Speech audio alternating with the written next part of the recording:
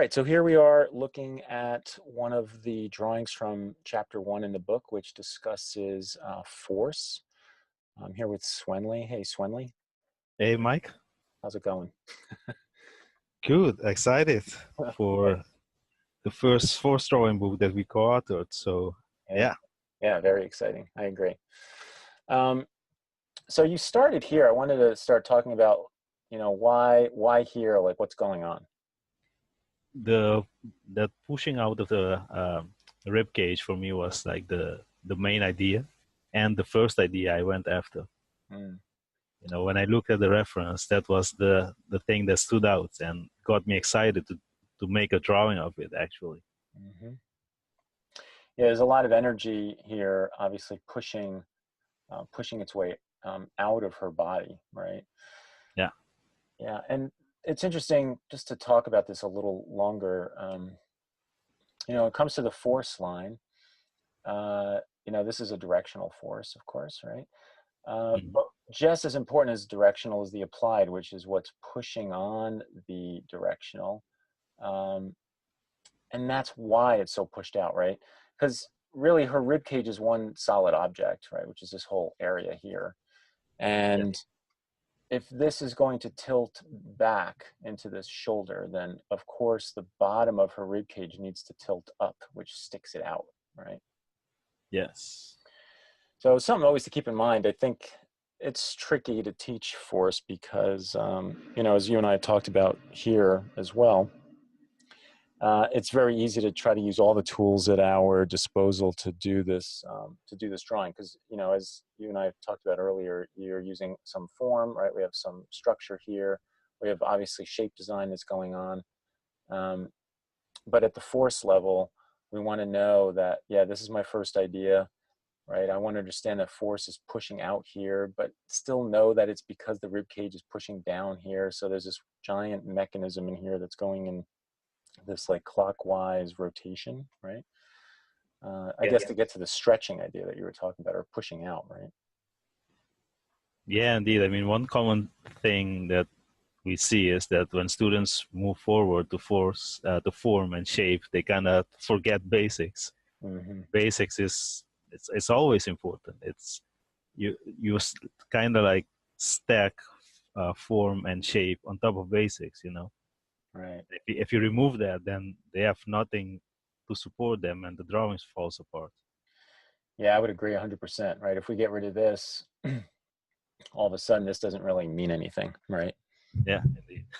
And to your point, I see this a lot. Many people come to drawingforce.com having gone out there, tried to learn form or even rendering or anatomy, but none of that really matters unless you have this underneath all of it.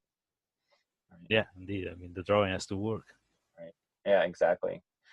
And to be clear about what you're saying there, when you say the drawing has to work, it's not like the drawing has to be good. It's about the drawing has to work, like literally work. It has to have a job and it has to be doing that job. And that Hmm. job is typically at the very beginning, the job is to create balance, right? That Yeah, is that is exactly. the work, right? That's one of the main works.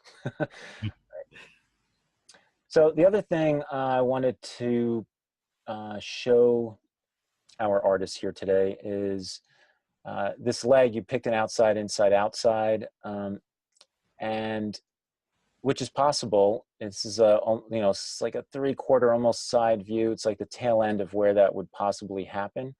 But I noticed when you were doing this drawing, you changed the rotation of the foot. Do you want to talk a little bit about why and how these two relate to one another?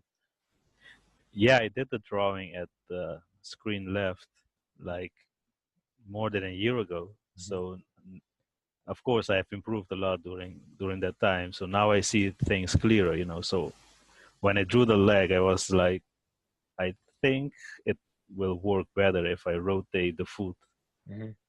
to be in the same direction as the knee.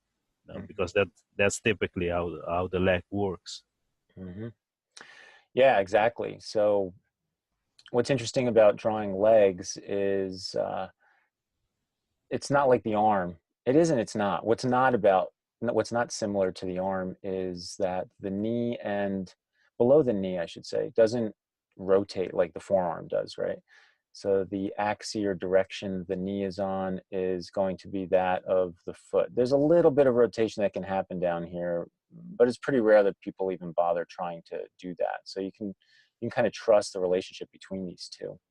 I know for Mhm. me, yeah, for me, when I have an issue trying to figure out which template fits the leg, one of my last resorts in trying to figure it out is finally just looking at the foot and the perspective of the foot and seeing how it touches the ground, because I know that that's going to create that chain of events you're talking about up to the knee, right? Yeah, indeed. And speaking about it, I remember I went to a live drawing session once, and we had a model that somehow was able to rotate her ankle like Mhm. completely opposite of her knee, and Yeah, weird. kind of like messed up all the all Yeah, the functional knowledge of the leg that yeah. It's that like I had. You know. how did she do that? Yeah. Very strange, because that's super rare. You can't really turn them. There's a little. I'm doing it right now with my own, and there's a little bit of rotation, but nothing like the forearm. There's Yeah. maybe like 30, maybe 25, 30 degrees worth of turn, Hmm. versus almost the 180 you can do with your wrist, Yeah. Exactly. So the other thing here I wanted to describe was on drawingforce.com, we talk about the torso. It's one of the first places, of course, to go after in the figure. And we have these like C and S torsos. This is, of course, a C, and the way we can see that visually is that there's like a general curve through the body, and that this is going like this going like this, and this model is basically pushing out, as we talked about earlier with her rib cage. And then you got a center line in there, and immediately starts giving us some sense of structure as well, right? So we got really far, really fast, and then sort of hooked up the arms and legs to it. Yeah. And also that once you get that, here's a very crude C. Mm. Once you get that in there and you get the legs in there, we're having the ability to hold up, the weight of this body, right? Yeah. Exactly. Which brings us to the first function or the work, which Mm. is balance. Right, right, right. Yeah, so you can almost map out, like there's mass over here and there's mass over here, right? And the center line of balance in this pose is somewhere here down between her feet, right? And you can almost like divide, the weight on this side versus this side of this pose, right? Yeah, indeed. One common thing I see students do when starting gesture drawing is they get all caught up drawing the torso, the arms, and the head, and then they don't finish the legs, and it's kind of like the building has no foundation to stand on. Right, You know? right, right. Yeah, no, exactly. Okay, so here in the arms, now that you've got the arms down as well, this arm over here, I noticed you have the bump for the deltoid, and we get through this portion over here. I know I get asked this a lot because I talk about the snake and the rabbit as two things to watch out for, and people will see this as a hop. But I just want to make clear to everyone that's not a hop. This is really one idea, right? And the deltoid is more like an add-on on that big curve of the arm. Yeah, exactly. It And flows right into it. yeah, and yet talk about the deltoids. I kind of like seeing the deltoids as like the detour, right, from the torso. So what I mean by that is we have the C, but the deltoids are our way out of the C. And this one is very different than this one, right? Yeah, that's a different function. Yeah, so this one creates a rhythm, right? We actually come off of here, create a rhythm, and that gets us out the arm. And here, this one's just pulling right off of the back part of the C curve of the torso, right? It makes its way up. Yeah. Yeah, so kind of cool the way that they're doing the same thing, meaning they're getting us out of the torso, but doing it in slightly different ways, literally just because of the view we're seeing them at. They're still doing the same job, but the presentation of them is slightly different because of the angle we're at.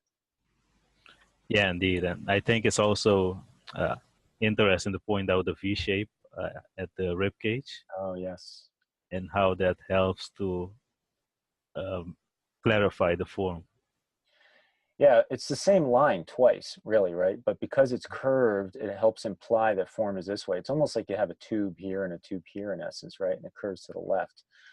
Versus having drawn this rib cage, something like this, which is what I normally see people do, right? Where the curve is, oops, like this, sorry, where it's the opposite, right? Symmetrical, and that makes it seem flat, right? So you don't want, Yeah, you don't want to do that. indeed. For me, it's kind of like an arrow, like it's going this way. Yeah, exactly. It's like that, right? Yeah, and you did the same thing in the neck here as well, and you even reversed the neck direction on the two drawings, but still used that V shape to do so, right? Yeah, indeed. That's another thing that I can see clearer now Mm-hmm. after almost a year how the neck works. Yeah, neck is tricky, tricky place. So Yes. yeah, so we're here at the end of this video. So join us. Swanley and I are gonna take a look at a drawing in the form section of the book, right? Yeah, All we'll do right, that next. all right. See you there. Yeah, we'll see you there.